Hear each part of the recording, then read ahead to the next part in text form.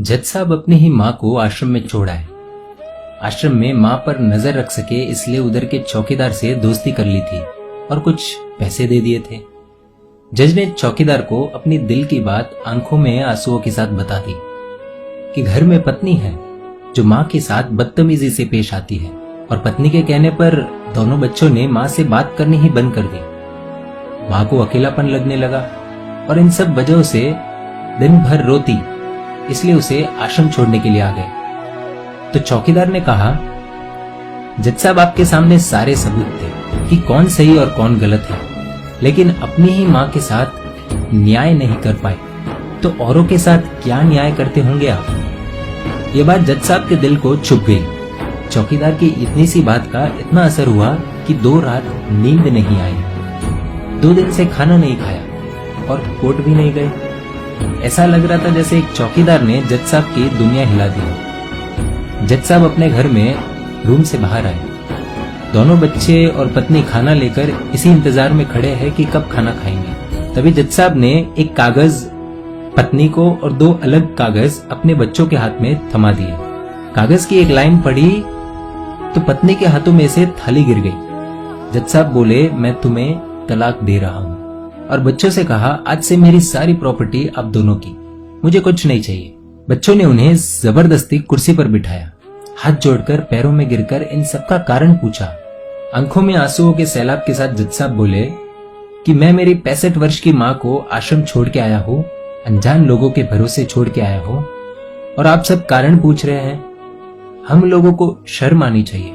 रोज मेरे कोर्ट से आने के बाद माँ रोती थी कि बेटा प्लीज मुझे ओल्ड एज होम में शिफ्ट कर दो।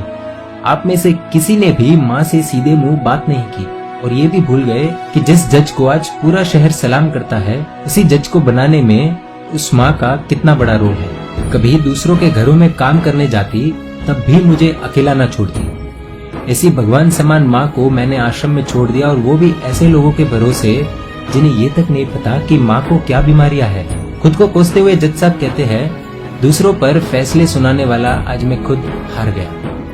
मैं जज नहीं बल्कि गुनहगार हूँ, और मैंने जो गुनाह किया है वो शायद कानून तो माफ कर देगा, लेकिन ईश्वर के कोर्ट में वो कभी माफ नहीं होगा। ये कहते हुए जज साहब बोले कि अब मैं अपने पापों का प्रायश्चित करने जा रहा हूँ।